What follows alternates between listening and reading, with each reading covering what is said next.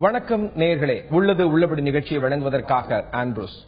பொதுவாகவே பெரியவங்க ஒண்ணு சொல்லுவாங்க, இயற்கையோடு ஒன்றி வாழ்தல் அப்படிங்கிறது ரொம்ப நல்ல விஷயம் அப்படின்வாங்க. அதை நம்ம நிறைய பேர் ஃபாலோ பண்றது கிடையாது. அது ஒரு பக்கம் இருக்கட்டும், கடல் அப்படிங்கிறது இயற்கையான ஒன்று. அந்த இயற்கையான ஒன்றோடு பாத்தீங்க அப்படின்னா, மலைகளிலிருந்து தோன்றக்கூடிய அந்த நதிகள் ஆறுகள் வழியா அப்படியே வந்து கடல்ல வந்து கலக்கும். அந்த கலக்கிற அந்த பகுதிக்கு பேர் முகத்துவாரம் அப்படின்னு சொல்லுவாங்க. இது எதுக்கு இது சொல்றேன் அப்படின்னா, மேற்கு தொடர்ச்சி மலையில காவிரி ஆறு அங்கு தோன்றப்படுகிறது. தலைக்காவிரி இடத்துல கர்நாடக மாநிலத்துல அங்கிருந்து உள்ள வந்து தமிழ்நாட்டுல தருமபுரி அந்த பகுதியில உள்ள நுழைந்து நாகப்பட்டினம் மாவட்டத்துல பூம்புகார் அப்படிங்கிற இடத்துல கடல்ல அந்த தண்ணீர் கலக்குது. கிட்டத்தட்ட அந்த நதிகள்ல வரக்கூடிய அந்த தண்ணீர் பாத்தீங்க அப்படின்னா, அது குடிக்கிறதுக்கும் விவசாயத்திற்கும் பல்வேறு இடங்கள்ல பல லட்சம் மக்களுக்கு பயன்பட்டு கொண்டு வந்து இங்கு கடல்ல வந்து கலக்குது. இது இயற்கையான ஒரு சுழற்சி. மீண்டும் இந்த கடல் தண்ணி ஆவியாகி மழையா வரும். அது நம்ம எல்லாத்துக்கும் தெரிஞ்ச விஷயம். பிரச்சனை என்ன அப்படின்னா, அந்த காவிரி ஆறு கலக்கக்கூடிய அந்த பூம்புகார் இடத்துல இருக்கக்கூடியதுல அங்க கடல் நீர் உள்வாங்கி அந்த முகத்துவாரத்தில் இருக்கக்கூடிய அந்த தண்ணீர் எல்லாமே கிட்டத்தட்ட ஒரு 6 முதல் 8 கிலோமீட்டருக்கு உப்பு நீர் படிந்திருக்கிறது என்ற ஒரு குற்றச்சாட்டு நிலவுகிறது. அதை சரி செய்ய வேண்டும் என்பது அந்த பகுதியிலுடைய மக்களுடைய கோரிக்கையாக இருக்கிறது. முதல்ல அந்த பிரச்சனை என்ன, எதனால அந்த மாதிரியான மக்கள் எல்லாம் அங்கு பாதிக்கப்பட்டுக் கொண்டிருக்கிறார்கள், இது பற்றி ஒரு செய்தி தொகுப்பை முதலில் பார்க்கலாம்.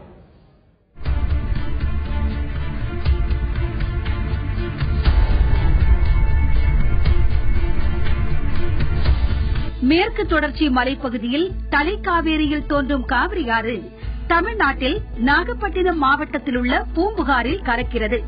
காவிரியின் முகத்துவார பகுதியில் சுமார் 5000 குடும்பங்கள் வசித்து வருகின்றன. 2000 ஏக்கர் பரப்பளவில் விவசாயம் செய்யப்பட்டு வருகிறது. இப்பகுதியில் சுமார் 2000 கறவை மாடுகளும் மற்ற கால்நடைகளும் வளர்க்கப்படுகிறது. வனத்துறை சார்பில் 10,000 தேக்கு மரங்கள் வளர்க்கப்படுகிறது. கடந்த 2 ஆண்டுகளில் கடல் அரிப்பை தடுக்க கடற்கரையில் கருங்கற்கள் கொட்டப்பட்டுள்ளது. மேலையூர் காவிரி கடையணைக்கு பிறகு 6 கிலோமீட்டர் வடிகால் பகுதியாகும். அதில் ஐப்பசி கார்த்திகை மாதங்களில் வடிகாலாகவும் மற்ற 10 மாதங்கள் முகத்துவாரம் அடைக்கப்பட்டு சுமார் 8 அடி உயரத்திற்கு இயற்கையாக நல்ல நீர் தேங்கியிருக்கும். இதில் தற்போது கடல் முகத்துவாரம் திறக்கப்பட்டு கடல் நீர் 6 கிலோமீட்டர் தூரத்திற்கு உட்புகுந்துள்ளதால் சுமார் 250க்கும் மேற்பட்ட மின் மோட்டார் 5000 வீடுகளில் உள்ள கை பம்புகளில் உப்பு நீர் கலந்து வருகிறது. இதனால் பொதுமக்கள் கடுமையாக பாதிக்கப்பட்டுள்ளனர். கால்நடைகளுக்கு கூட குடிக்க தண்ணீர் இல்லாத நிலை உருவாகியுள்ளது. எனவே விவசாயத்தை காப்பாற்றவும் குடிநீர் தேவையை பூர்த்தி செய்யவும் பழையகரம் காவிரியின் குறுக்கே ஒரு தடுப்பணை கட்ட நடவடிக்கை எடுக்க வேண்டும். இந்த தடுப்பணை கட்டப்பட்டால் வனத்துறைக்கு சொந்தமான 10,000 தேக்கு மரங்கள் பாதுகாக்கப்படும். கால்நடைகளுக்கு குடிநீர் கிடைப்பதால் பால் வளம் பெருகும். விவசாயம் மற்றும் விவசாயிகளின் வாழ்வாதாரம் மேம்படும். 6 கிலோமீட்டர் நிலத்தில் 30 மீட்டர் அகலத்திலும் நீர் தேக்கப்படுவதால் மீன் வளர்ப்பு தொழில் வளம் பெறும். மேட்டூர் அணையிலிருந்து விவசாயத்திற்கு தண்ணீர் திறக்கப்படுவதற்கு முன்பாக விதை விதைக்கவும் நடவு செய்யவும் ஏதுவாக இருக்கும். எனவே பழையகரம் காவிரியின் குறுக்கே ஒரு தடுப்பணை கட்ட நடவடிக்கை எடுக்க வேண்டும் என்பதே அப்பகுதி மக்களின் கோரிக்கையாக உள்ளது. காவிரியில் ஊடுருவும் கடல் நீர் கவனம் செலுத்துமா அரசு என்பது பற்றி இன்று உள்ளதோடு நான் பேசிக் கொண்டிருக்கிறோம். இதற்காக விழுப்புரத்தில் நம்மோடு இணைகிறார் சீர்காழியினுடைய செயற்பொறியாளர் திரு ஒடிசா பால் அவர்கள். வணக்கம் சார். மிக முக்கியமாக அங்க இருக்கக்கூடிய அந்த பூம்புகார் சீர்காழி இந்த பகுதியில் இருக்கக்கூடிய மக்கள், அங்க இருக்கக்கூடிய அந்த முகத்துவார பகுதியில காவிரி அந்த இணையக்கூடிய அந்த பகுதிகளில் கடல் நீர் கலந்து அந்த நீர் எல்லாம் உப்பு நீராக மாறி இருக்கிறது என்ற குற்றச்சாட்டு சொல்லப்படுகிறது. அங்க இயற்கையா அங்க தற்போது இருக்கக்கூடிய பிரச்சனை என்ன, அந்த பிரச்சனையுடைய முழு விவரத்தை சொல்லுங்க. இப்ப பாத்தீங்கன்னா பூம்புகார் பத்தி பேசுறப்ப பழையாறு கொள்ளிடம் கலக்கிற இடத்திலிருந்து பொறையாறு வரைக்கும் உள்ள பகுதியை நம்ம பார்க்க வேண்டியது. இப்ப கடலுக்கும் நிலத்துக்கும் உள்ள தொடர்பை நம்ம கல் சுவர் கட்டி தடுத்ததால அந்த கடல் ஒட்டுமொத்த கடலும் நிலத்தை நோக்கி பாயும் போது இந்த கழிமுகம் சொல்லக்கூடிய பொழிகள் உள்ள வருது. அது இல்லாம ஏற்கனவே அங்க இருந்த இறால் பண்ணைகள் போன்றதால கடல் நீர் நிலத்துக்குள்ள ஊடுருவக்கூடிய தன்மை ஏற்பட்டிருக்கு. ஏன்னா இது கடலுக்கும் கடலுடைய சூழலிலே மனிதர்கள் புரிந்து கொள்ளாத ஒரு நிலை தான் இதுக்கு காரணம். இது இயற்கையா நடந்த விளைவு இல்ல, மனிதர்களுடைய செய்கையால் இயற்கை கொடுக்கக்கூடிய விளைவு இது. அது இல்லாம அந்த பகுதியில் நிறைய போர் பம்பு எல்லாம் போட்டதால அவங்க நல்ல நீரை வெளியே எடுக்கிறதால கடல் நீர் உள்ள ஊடுருவக்கூடிய தன்மை நமக்கு வந்திருக்கு. குறிப்பா கழிமுக பகுதியை நம்ம எந்த அளவுக்கு சுத்தமா வச்சிருக்கோமோ அதே மாதிரி மழை நீர் வந்து எந்த அளவுக்கு தடுக்கிறோமோ அந்த அளவுக்கு கடலுக்கும் அந்த இயற்கைக்கும் உள்ள தொடர்பு துண்டிக்குது. மழை காலத்துல குறிப்பிட்ட அளவு நீர் வந்து கடலுக்கு போனாதான் அந்த நீர் வந்து ஒரு கரண்ட், அதாவது வாட்டர் கரண்ட் உள்ள போறதால ஓஷன் கரண்ட் தடுக்க முடியும். இப்ப வந்து கடல் நீரோட்டங்கள் வந்து அந்த கழிமுக பகுதியை நோக்கி பாயறதால அந்த அடிமண் வந்து ஓர் நிலமா மாறிக்கிட்டு இருக்கு. இதுதான் ரொம்ப முக்கியமான காரணம். அதுக்கு நம்ம வந்து அந்த கழிமுக பகுதியை ஒழுங்கா வச்சிருக்கணும். அது இல்லாம இந்த தடுப்பு சுவர்களை, தூண்டில் வளைவுகளை எந்த அளவுக்கு கண்ட்ரோல் பண்ணணும். ஏன்னா கடலை வந்து கல்லை கொட்டி நம்ம தடுக்க முடியாது. கடலை எந்த அளவுக்கு கல்லை கொட்டி தடுக்கிறோமோ அந்த அளவுக்கு கடல் வந்து நிலத்துக்குள்ள அது கழிமுக பகுதி வழியா உள்ள போகும். அதை வந்து நம்ம தடுத்து நிறுத்தினாலே இந்த சிக்கல்கள் சரியாயிடும். தொடர்ந்து பேசலாம் திரு ஒடிசா பாலு. நீங்க குறிப்பிட்டதுல மிக முக்கியமான ஒன்று பார்க்கிறேன், மழை நீரை எந்த அளவுக்கு நம்ம தடுக்கிறோமோ அந்த அளவுக்கு பிரச்சனைகள் வரும் அப்படிங்கிற ஒரு கருத்தை முன் வச்சிருக்கீங்க. இந்த நிலையில அந்த பகுதியில் இருக்கக்கூடிய மக்கள், விவசாயிகளா இருக்கட்டும், இல்லத்தரசிகளா இருக்கட்டும், அந்த இருக்கக்கூடிய வாழ்ந்து கொண்டிருக்கிற மக்களா இருக்கட்டும், ஏன்னா குடிநீரும் அவங்களுக்கு உப்பு நீராக மாறிக்கொண்டிருக்கிறது. நிலத்தடி நீர்ல போர் போட்டு எடுக்கிறோம் அப்படின்னா அதுலயும் வந்து உப்பு நீரா மாறுது அப்படின்னு சொல்றாங்க. அங்க இருக்கக்கூடிய மக்கள் தங்களது பிரச்சனையாக என்ன சொல்கிறார்கள் கேட்கலாம். ஊரு பூரா உப்பு தண்ணியா போயிட்டு இருக்குது. கோயில் ஸ்தலத்துக்கு வரவங்க கூட நல்ல தண்ணி கேட்டாங்கன்னா குடிக்க கொடுத்தா கீழே வச்சுட்டு போறாங்க. உப்பு தண்ணியா இருக்கு, எல்லாம் அது ஊருன்னு கேட்டு போறாங்க. மேலே ஒரு அட்ரஸ் வரல, உப்பு தண்ணி தாங்க. ஊரு விவசாயமே கெட்டு போச்சு. அதனால எங்களுக்கு தடுப்பு சுவர் வச்சு கொடுக்கணும். கடல் தண்ணி எழுத்ததுனால விவசாயம் எல்லாமே பாதிக்கப்பட்டு போச்சு, குடி தண்ணியும் பாதிக்கப்பட்டு போச்சு. அதனால நோய் தான் எங்களுக்கு வந்து சேர்ந்துட்டு இருக்கு. இப்ப எங்களுக்கு நல்ல தண்ணி உடனே வேணும், இல்லைன்னா மக்கள் தான் குறைஞ்சிக்கிட்டே வரும் வேணகிரி கிராமத்துல. எனக்கு 1 ஏக்கர் நிலம் ஆத்து ஓரம் இருக்குங்க. உப்பு தண்ணி பாஞ்சது விட்டோன்னே விவசாயம் 30 தான் விளையுங்க. தண்ணி உப்பு தண்ணி இருந்தோடனே சாவடியே பண்ண முடியல. உளுந்து விளைப்போம், பத்தி விளைப்போம், அதெல்லாம் எடுத்தோடனே இப்ப ஒண்ணுமே செய்ய முடியுங்க. 5000 ஏக்கர் நிலம் இருக்கு. 5000 ஏக்கர் நிலமும் பாதிக்கப்பட்டிருக்கு. குடிநீர், கைப்பம்பு, டேங்க் வாட்டர், பஞ்சாயத்து போட்டு டேங்க் வாட்டர் எல்லாமே உப்பா போயிட்டு, மேல் லெவல் தான் உப்பா போயிட்டு பார்த்தா கீழ் லெவல் 100 அடி தண்ணியும் உப்பா போயிட்டு. இதனால வந்து என்னன்னு கேட்டீங்கன்னா, நாங்க பொதுமக்களாகிய விவசாயிகள் எல்லாம் சேர்ந்து அந்த மதுவுக்கு நேரா மண் முட்டையை கட்டி அடுக்கி அந்த உப்பு தண்ணி மேலே ஏறாத தடுக்கலான்னு பார்த்தோம். அது அமாவாசை பருவம் தண்ணி ஏறும் பொழுது அந்த மண் முட்டையெல்லாம் தள்ளிட்டு உப்பு தண்ணி மேலே ஏற ஆரம்பிச்சுட்டு கிட்டத்தட்ட ஒரு 8 கிலோமீட்டருக்கு அந்த காவேரியில உப்பு தண்ணி இருந்துகிட்டே இருக்கு. இதை மேற்கொண்டு அடைச்சிட்டு இருக்கோம். இப்பயும் அடைச்சி வச்சிட்டு இருக்கோம். அதனால இதனால வந்து நாங்க எங்களுடைய விவசாயத்துல வர்ற வருமானத்தையும் தாண்டி இதர வருமானத்தையும் போட்டு நாங்க செஞ்சுட்டு இருக்கோம். உப்பு தண்ணி ஏறதுனால போர் தண்ணி போட்டுதான் எங்க விவசாயம் பண்ணிட்டு இருக்கோம். விவசாயம் நட்டு கருத்து வராத காஞ்சியும் போயிட்டு உப்பு தண்ணியால 2 பக்கமும் உப்பு தண்ணி பாதிக்கிறதுனால ரொம்ப விவசாயமே பாதிக்காது. விவசாயத்துக்கு முக்கியத்துவம் கொடுக்கணும் சொல்றாங்க ஒழிஞ்சு யாரும் இது வரைக்கும் நடவடிக்கை எடுக்கல. குடிநீர் கிடைக்கல, விவசாயம் பாதிக்கப்படுகிறது அப்படின்னு சொன்னாங்க. அது மட்டும் இல்லாமல் கிட்டத்தட்ட 5000 ஏக்கர் நிலங்கள் இந்த உப்பு நீர்னால பாதிக்கப்படுது. அதன் மூலமாக விவசாயம் பாதிக்கப்படுகிறது. ஒரு மிகப்பெரிய ஒரு பிரச்சனை சொல்லியிருக்கிறாங்க. இந்த பிரச்சனைக்கு காரணம் என்ன என்பது பற்றியெல்லாம் விரிவாக பேச காத்திருக்கிறோம்.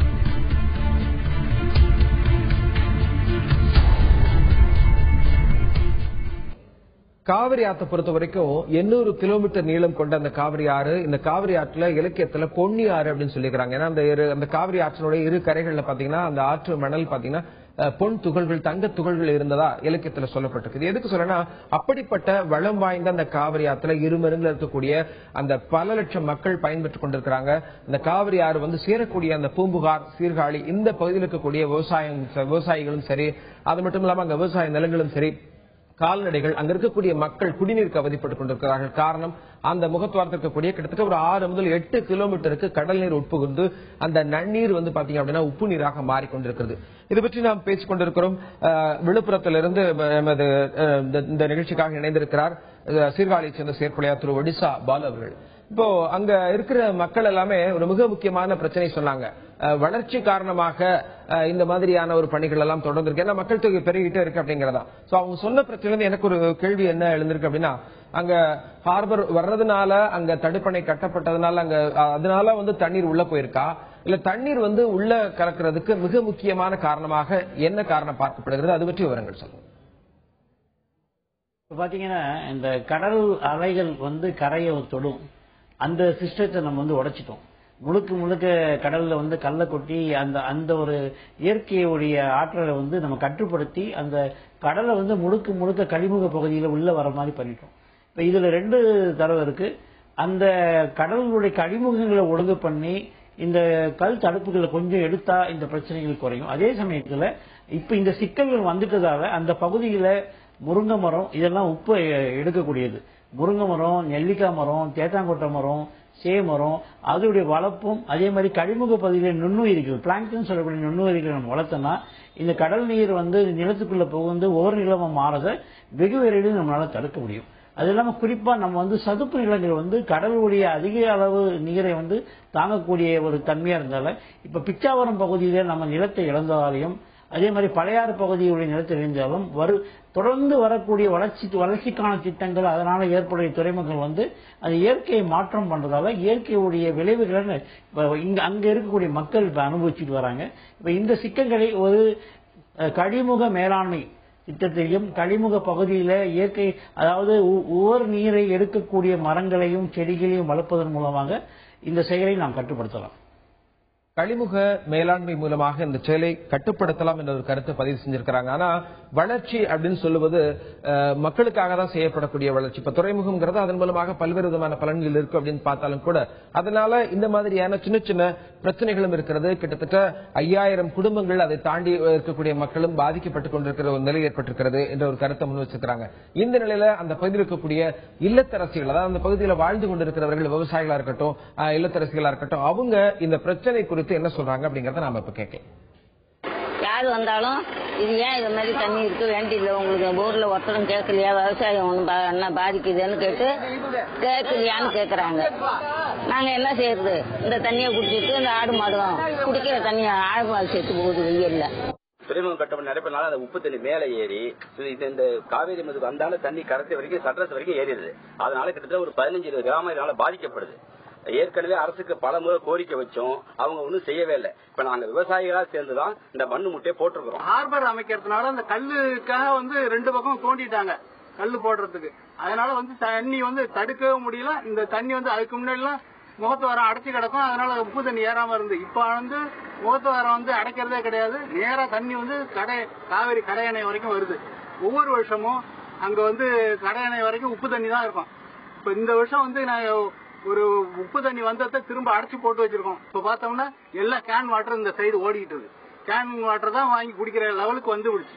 அதனால இந்த அரசாங்கம் இதுக்கு உப்பு தண்ணி வராத அளவுக்கு இதை சரி பண்ணி கொடுக்கணும்.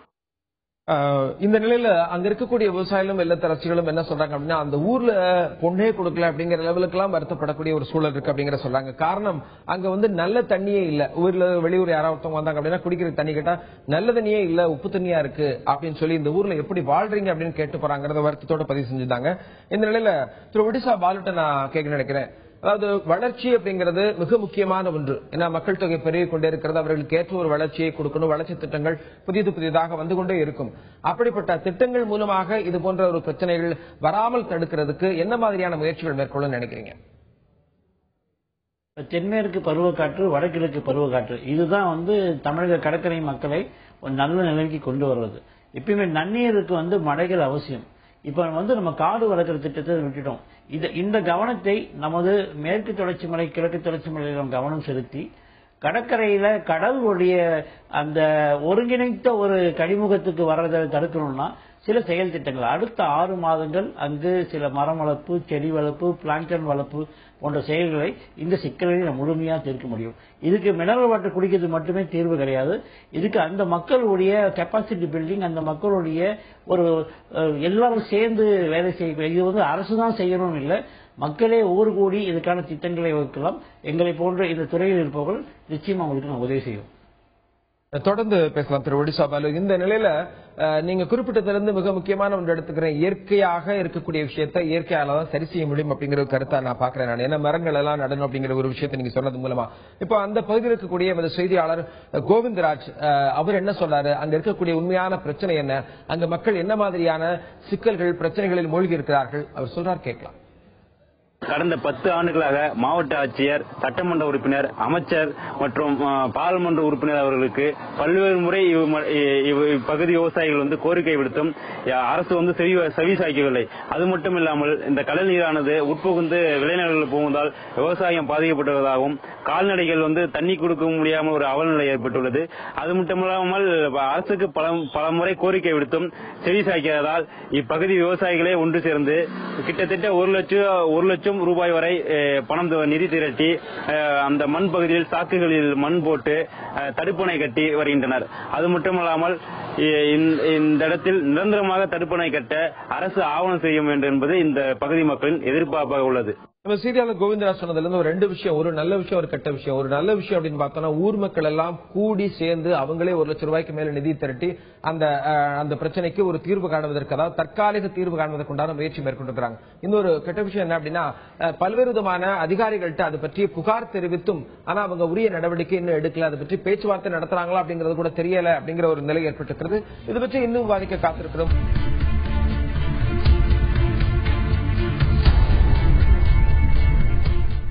காவிரி கவலை அளிக்கக்கூடிய வகையில் இருக்கிறது. வழக்கமாவே எல்லாருமே அதையோட நிலைமையில தான் இருக்குன்னு பார்த்தோம்னா, வைகை ஆத்துல எல்லாம் தண்ணி போறதே ரொம்ப அபூர்வமான ஒரு விஷயமா இருக்கு. இப்ப காவிரி ஆற்றுல 800 கிலோமீட்டர் நீளம் கொண்ட இந்த காவிரி ஆறு தண்ணீர் வந்து கொண்டு இருக்கிறது. வர்ற வழியில் ஃபுல்லா நல்ல தண்ணியா இருக்கு. அதுதான் முக்கியமான விஷயம். அது கடல் நீரை கலக்கும் போது அந்த கடல் நீர் உப்பாக மாறி விடுகிறது. அங்க உப்பு ஏற்கனவே அந்த இருக்கக்கூடிய ஒரு பகுதிங்கிறதுனால. ஆனா இப்ப என்ன ஆகுதுன்னா, கடலில் இருக்கக்கூடிய தண்ணீர் அந்த முகத்துவாரம் சொல்லக்கூடிய அந்த பகுதிகள் வழியாக உள்ள கிட்டத்தட்ட ஒரு 6 முதல் 8 கிலோமீட்டருக்கு அந்த தண்ணி ஃபுல்லா உப்பு நீரா மாறிடுது. அது உப்பு நீரா மாறினதுனால ஆட்டோமேட்டிக்கா என்ன ஆகுதுன்னா, அந்த பகுதியில் இருக்கக்கூடிய இரு மரங்கள் இருக்கக்கூடிய விவசாய நிலங்களும் சரி, அது மட்டும் இருக்கக்கூடிய அங்க இருக்கக்கூடிய குடும்பங்கள் சரி, எல்லாமே அங்க இருக்கக்கூடிய போர் போட்டு தண்ணி எடுத்தாலும் கூட அங்க உப்பு தண்ணீராக வருகிறது, நிலத்தடி நீர் உப்பாக மாறி இருக்கிறது என்ற ஒரு வருத்தமான ஒரு தகவலை பதிவு செஞ்சாங்க அங்க இருக்கக்கூடிய விவசாயிகள். திரு ஒடிசா பாலுட்ட கேட்க நினைக்கிறேன். ஏன்னா ஒரு திட்டம் தீட்டும் போது அதனால ஏற்படக்கூடிய நன்மை தீமைகள் எல்லாம் பார்ப்பாங்க. எப்பொழுதுமே அந்த இதை அனலைஸ் பண்ணி நன்மைகள் இன்னும் அதிகமாகிறதுக்கும் தீமைகளை குறைக்கிறதுக்கும் உண்டான முயற்சிகளை மேற்கொள்ளணும். அதுதான் ஒரு நல்ல வளர்ச்சிக்கான ஒரு திட்டம் அப்படின்னு சொல்லப்படுகிறது. அந்த வகையில் அந்த துறைமுகம் அங்க வர திட்டம் முறையாக கரெக்டாக திட்டமிடப்படல அப்படின்னு நீங்க சொல்றீங்களா? உங்களுடைய கருத்தா நீங்க என்ன சொல்ல நினைக்கிறீங்க? அடிப்படையில் கடல்சார் வரலாறு பற்றி ஆய்வு செய்கிற முறையில் அந்த பகுதியில பூம்புகார் பகுதியில நம்ம 21 கிலோமீட்டர் கடல்ல நிலத்தை இழந்திருக்கோம். ஏற்கனவே பல ஆயிரம் வருடங்களை இழந்திருக்கும். 45 மீட்டர் ஆழம் வரைக்கும் மனிதர்கள் வாழ்ந்த பகுதி பூம்புகார் கடல்ல புதையுண்டு இருக்கு. 65 இடங்களா புதையுண்டு இருக்கு. இப்ப நம்ம வழக்கமா பூம்புகார்ன்ற ஒரு பகுதியில வரக்கூடிய அந்த கடல் உள்ள வர்றது மட்டும் பார்க்காம, கோடியக்கரையிலிருந்து பிச்சாவரம் அதாவது கொள்ளிடம் வரைக்கும் உள்ள பகுதிகளை முறையாக பேட்ச்மெட்டிக் செஞ்சு அங்கே குறிப்பிட்ட சில மரங்களை நடுவதன் மூலமாக, அலையாட்சி காடுகளை உருவாக்குவதன் மூலமாகவும் இந்த உப்பு தன்மையை நம்மளால நிச்சயம் தடுக்க முடியும். அது இல்லாம அந்த பகுதியில் சின்ன சின்ன முயற்சி, ஒவ்வொரு வீடுகளிலும் ஒரு முருங்கை மரம், ஒவ்வொரு வீடுகளிலும் ஒரு நெல்லிக்காய் மரம், இது எல்லாம் உப்பை இழுக்கக்கூடியது. இப்ப அந்த மக்கள் ஒரு பானையில சேத்தாங்கொட்டையை போட்டு வச்சாங்கன்னா அந்த கடல் உப்பு தண்ணி நல்ல தண்ணியா மாறிடும். இந்த பகுதி கடலால பல வருடங்களாக பாதிக்கப்பட்ட பகுதி. இன்னைக்கு முதல் முறையா நம்ம பாதிக்கப்படல. இப்ப என்ன சிக்கல்னா, கடந்த 20 வருடமாக கடலை கல்லை கொட்டி நம்ம தடுக்க நினைக்கிறோம். கடல் அவ்வளவு பெரிய கடலை கல்லை கொட்டினா கடலை நம்ம கண்ட்ரோல் பண்ண முடியும் நினைக்கிறோம். இதுதான் தவறான செய்தி. இது என்ன பண்ணுதுன்னா, கடலை கொட்டுறதால அந்த ஒட்டுமொத்த கடல் நீரும் ஒரு குறிப்பிட்ட பகுதியை நோக்கி உள்ள வரதால அந்த பகுதியில் உள்ள நிலங்கள்லாம் ஓர் நிலங்களா மாறுது. இப்ப இது இன்னொன்னு, தடுப்பணை கட்டுறதால நல்ல தண்ணி கடலுக்குள்ள போகிறப்ப இந்த சிக்கல்கள், இப்ப நீங்க 1 லட்சம் ரூபாய் செலவு பண்ணி பண்ண சிக்கல் இன்னும் பல சிக்கல்களை உருவாக்கும். ஏன்னா இது முறையாக ஒரு கழிமுக மேலாண்மை பண்றப்ப இந்த மக்களுக்கும் அரசுக்கும் உள்ள அந்த இடைவெளி இதை எப்படி தீர்க்கணும்னா, சுற்றுப்புற சூழல் ஆய்வுகள் அங்க ஏற்பட என்ன நடந்தது. பூம்புகார் கடல் கொண்ட பூம்புகார் பத்தி கடல்சார் ஆய்வு பண்ணணும்னு சொல்லிட்டு ஒரு பக்கம் துறைமுக வளர்ச்சி, ஒரு பக்கம் நவீன வளர்ச்சி, வெளிநாடுகளுக்கு ஏற்றுமதி செய்யக்கூடிய நிறுவனங்கள் எல்லாம் அந்த பக்கம் வர்றதால அங்க இருக்கிற மக்களுடைய நிலைமையை நம்ம கொஞ்சம் நினைச்சு பார்க்கிறோம். இதை சூழலியல் மேலாண்மை மூலமாக நிச்சயமாக இந்த சிக்கல்களை அடுத்த சில மாதங்களில் நம்மால் தவிர்க்க முடியும். ரொம்ப அழகா சொன்னீங்க. சூழியல் மேலாண்மை மூலமாக அங்க இருக்கக்கூடிய பிரச்சனையை தீர்க்க முடியும் அப்படிங்கறதும், அதே நேரத்துல கடல்ல இருக்கக்கூடிய அந்த தண்ணீரை கல்ல போட்டு தடுக்கிறது அப்படின்னு நினைக்கிறது ஒரு இடத்துல தடுத்தாலும் இன்னொரு இடத்துல அதனுடைய தண்ணீர் உள்வாங்கக்கூடிய ஒரு நிலை இருக்கக்கூடிய ஒரு யதார்த்தத்தை நீங்க சொன்னீங்க. சோ இந்த நேரத்துல அந்த பகுதியில் இருக்கக்கூடிய மக்கள் இன்னும் வேறு என்ன மாதிரியான பிரச்சனைகளில் அங்க சந்திக்கிறாங்க? ஏன்னா கடல் நீர் கிட்டத்தட்ட ஒரு 6 முதல் 8 கிலோமீட்டருக்கு உள்ள இருக்கு அப்படிங்கறதா. சோ அப்படிப்பட்ட அங்க இருக்கக்கூடிய பகுதியில் இருக்கக்கூடிய மக்கள் என்ன மாதிரியான பிரச்சனை சந்திக்கிறார்கள் பார்க்கலாம். 2 வருஷமா மோத்திரம் மூடி கிடந்தது. கல்லு கொட்டு 2 பக்கமும் ஹார்பர் ரெடி பண்ணதுனால கல்லு கொட்டுறதுனால கடல் நீர் 6 கிலோமீட்டர் கிட்ட உள்ள வருது. அதனால 2 பக்கமும் உள்ள போர்வெல் வாட்டர் கிட்டத்தட்ட 1000 பம்பு செட்டு 5000 ஏக்கர் நிலங்கள் பாதிக்கப்பட்டு. அதனால இதுக்கு நிரந்தர தீர்வாக நாங்கள் மண்முட்டை கட்டி எடுக்கணும். அது அடிச்சு உடைச்சிட்டு வந்துருக்கு தண்ணியை.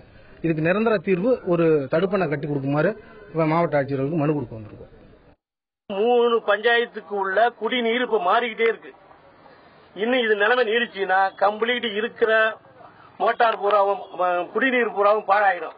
அதுக்கு இந்த கவர்மெண்ட் என்ன பண்ணணும்னு கேட்டீங்கன்னா, திரும்ப ஒரு ஆழ் குழாய் கிணறு நட்டு அதுக்கு ஒரு டேம் கட்டி திரும்ப புதுசா செலவு பண்ணணும். இந்த செலவெல்லாம் பார்க்கும் போது இது பெட் டேம்ங்கிறது ஒரு ஈஸியான செலவு, அதிகப்பட்ட செலவே கிடையாது. அந்த பகுதியில் இருக்கக்கூடிய மக்கள் எல்லாம் அங்க என்ன மாதிரியான ஒரு பிரச்சனையை சந்திக்கிறாங்க அப்படிங்கறத சொன்னாங்க. இது பற்றி நாம் பேசிக்கொண்டு இருந்தோம். இந்த நிலையில சீர்காழியை சேர்ந்த செயற்பொறியாளர் பாலசுப்ரமணியனும் அங்க இருக்கக்கூடிய டெல்டா மாவட்ட விவசாய சங்கத்தினுடைய ஆறுபாதி கல்யாணம் அவர்களுடைய நம்ம தொலைபேசி வாயிலாக இந்த பிரச்சனை வழியாக கேட்போம். அவங்க என்ன சொல்றாங்க அப்படிங்கறத பார்க்கலாம். துறைமுகத்திலயுமே இது மாதிரியான பிரச்சனை இருக்கிற இடத்துல எல்லாத்தையுமே அது தடுப்பதற்காக ஆசிரியர் வங்கி நிதியுதவி மூலமா நம்ம சரி செய்யணும் அப்படிங்கறதுக்காக அனௌன்ஸ்மெண்டே பண்ணிருக்கலாங்க சார். அதுவாட்டு மோப்போல மேல ஏறத்தாங்க கடலில் வரும்போது மேல ஏறுங்க. அது நம்ம இப்போ வர வர மேல அதிகமா உள்ள வருது அப்படிங்கிற மாதிரி நாள் போட அதனுடைய தாக்கியது அதிகமாயிட்டே வருது அப்படிங்கறதுனால நம்ம ஏற்கனவே ரெகுலேட்டர் எல்லாமே இருக்குங்க சார். நம்ம அந்த காலத்துல ஒரு ஸ்டேஜ்ல நம்ம ரெகுலேட்டர் எல்லாம் கட்டி பக்காவா பண்ணிருக்காங்க. இப்ப காலப்போக்கில் அதனோட சீல வரக்கூடிய மாற்றங்களுக்கு தகுந்த மாதிரி இப்ப திரும்ப நம்ம கொஞ்சம் கீழே இறங்கி வர மாதிரி இருக்கு. இந்த மாதிரியான எல்லாத்துக்குமே ப்ரொபோசல் அரசின் பரிசீலனையில் இருந்துட்டு இருக்கு. அனைவரும் செய்வதற்கான ஆயத்த பணிகள் நடந்துட்டு இருக்குங்க சார். அதுல இப்ப பிரச்சனை என்னன்னு வச்சுட்டீங்கன்னா, அங்க மீனவ கிராமங்களுக்குள்ளார அந்த நிறைய கடல் ஓரத்துல கடல் அரிப்பு காரணமாக கடல் மேல வரக்கூடாதுங்கிறதுக்காக கருங்கல் கொட்டிட்டு இருக்காங்க. கருங்கல் கொட்டி கடல் நீர் உள்ளார வராம தடுத்து இருக்கிறதா பண்ணிருக்காங்க. இதுல முகத்துவாரத்தை திறந்து விட்டு காவிரியை திறந்து விட்டு இந்த படகுகள் நிறுத்துறதுக்காக அவங்க வழி பண்ணிருக்காங்க. அவங்க வழி பண்ணதை பத்தி தப்பு இல்ல. கடல்ல இருந்து படகுகள் ஒரு 150 படகுகள் நிறுத்த போறாங்கன்னா அந்த 150 படகுகள்னா ஒரு அரை கிலோமீட்டர் இல்ல ஒரு அந்த 150 படகுகள் நிறுத்துற அளவுக்கு வச்சுட்டு அதுக்கு அந்தாண்ட 1 கிலோமீட்டருக்கு அந்தாண்ட மேல தண்ணி ஏறி வராத அளவுக்கு தடுப்பணை கட்டி இருந்தாங்கன்னா இந்த தண்ணி மேல உள்ளார வந்திருக்காது, 5-6 கிலோமீட்டர் வந்திருக்காது. இப்ப காரைக்கால்ல பாத்தீங்கன்னா அது ஒரு 10 வருஷம் ஆச்சு. காரைக்கால்ல எல்லா ஆறுகள்லயும் கடைமடையில ரெகுலேட்டர்ல உயரமா கட்டி இருக்கிறாங்க. அதாவது தடுப்பணைகள் கட்டி இருக்கிறாங்க. அதுக்கு மேலதான் தண்ணி, அதுக்கு மேல வர்ற தண்ணி தான் வழிஞ்சு ஓடும். இங்க ஆறுல இருந்து தண்ணி வெள்ளம் போகும்போது தண்ணி போகும். கடல் நீர் அதிகமா சீற்றம் எடுத்தா கூட தண்ணீர் எவ்வளவு சீற்றம் எடுத்தா கூட தண்ணீர் அந்த அரை கிலோமீட்டருக்கு மேல ஏறி வராது. உடனடியா இப்ப செய்ய வேண்டியது என்னன்னா, மண்ணை அணைய போட்டு அங்க இருக்கிற மணலை போட்டு மண்ணை அந்த படகுகள் நிக்கிற அளவுக்கு வச்சுட்டு பாக்கி மண்ணால அந்த பொக்லின் இயந்திரங்களை கொண்டு மணால மேடிட்டு கம்ப்ளீட்டா அந்த முகத்துவாரத்தை அடைச்சோம். இப்ப தண்ணி ஒன்னும் வரல. காவிரியில தண்ணி வரக்கூடிய இரிகேஷன் சீசன் இல்ல. ஜூன் மாசம் ஜூன் ஜூலைல குறுவைக்கு தண்ணி வந்தாதான் நமக்கு தண்ணி அங்க போகுது. உடனடியா போர்க்கால அடிப்படையில நாளைக்கே அவங்க பருவத்திலே வரும் பருவத்துக்குள்ளேயே இந்த தடுப்பணை கடல் நீர் உள்ளார போகாம இருக்கிறதுக்கான திட்டங்களை செய்யணும். அப்ப செஞ்சாதான் உங்களுக்கு ஒரு நிரந்தர தீர்வு ஏற்படும். சுமார் 4000 குடும்பங்கள், அது மட்டுமல்லாமல் 5000 ஏக்கர் விவசாய நிலங்கள் எல்லாமே பாதிக்கப்பட்டிருக்கு. கால்நடைகள் குடிக்க தண்ணியில, மக்களுக்கு குடிக்க தண்ணியில. இந்த பிரச்சனைக்கெல்லாம் தீர்வு அப்படின்னு பார்த்தோம் அப்படின்னா இயற்கையாலே சரி செய்யணும் அப்படிங்கிறது. இதுல அரசு மிக முக்கியமாக தலையிட்டு, அது வெறும் அரசு அதிகாரிகள் மட்டுமல்லாமல் சூழல் மேலாண்மை ஓடு அதை கலந்து அந்த சூழல் மேலாண்மை பயன்படுத்தி அதற்குண்டான உரிய தீர்வை செய்ய வேண்டும் அப்படிங்கிறது மிக முக்கியமான ஒன்று. அரசு இது செய்வாங்க அப்படின்னு சொல்லி விட்டுறாம அங்க இருக்கக்கூடிய 4000 குடும்பங்களும், ஏன்னா அவங்க தான் நேரடியா பிரச்சனை சந்திக்கிறவங்க. அவங்க ஏற்கனவே ஒடிசா பால சொன்னது போல ஒரு வீட்டுக்கு ஒரு முருங்கை மரம், ஒரு நெல்லி மரம், இந்த மாதிரியான விஷயங்கள் எல்லாம் வைக்கணும். முன்னாடியே வீட்டுல எல்லாம் சொல்லுவாங்க, கிணத்துல தண்ணி உப்பா இருந்தது அப்படின்னா நெல்லி மரத்தை அந்த கிளை எடுத்து உள்ள போட்டோம் அப்படின்னா கொஞ்சம் தண்ணி உப்புத்தன்மை குறையும் அப்படின்னு சொல்லுவாங்க. அந்த வகையில நெல்லி மரங்கள், முருங்கை மரங்கள் இதெல்லாம் வீட்டுக்கு ஒரு இடத்துல அவங்க வளர்த்தோம் அப்படின்னா கண்டிப்பா அந்த தண்ணீர், நிலத்தடி நீர் பாத்தீங்க அப்படின்னா உப்பா இருக்கிறது, நல்லதனியா மாறுறதுக்கான வாய்ப்பு இருக்கிறது. கண்டிப்பாக அரசு இதற்குண்டான உரிய முயற்சியை மேற்கொண்டு கூடிய விரைவில் அங்க இருக்கக்கூடிய பிரச்சனைகளுடைய அந்த பிரச்சனையை தீர்க்க வேண்டும் என்பதே எல்லாருடைய கருத்தாகவும் இருக்கிறது. இந்த அரங்கத்திலிருந்து கலந்து கொண்ட திரு ஒடிசா பால் அவர்களுக்கும், ஆறுபாதி கல்யாணம், அது மட்டும் திரு பாலசுப்ரமணியம் மற்றும் எமது செய்தியாளர் பார்த்த நேயர்கள் அனைவருக்கும் நன்றி. மீண்டும் ஒரு உள்ளதில் நிகழ்ச்சி சந்திப்போம். நன்றி, வணக்கம்.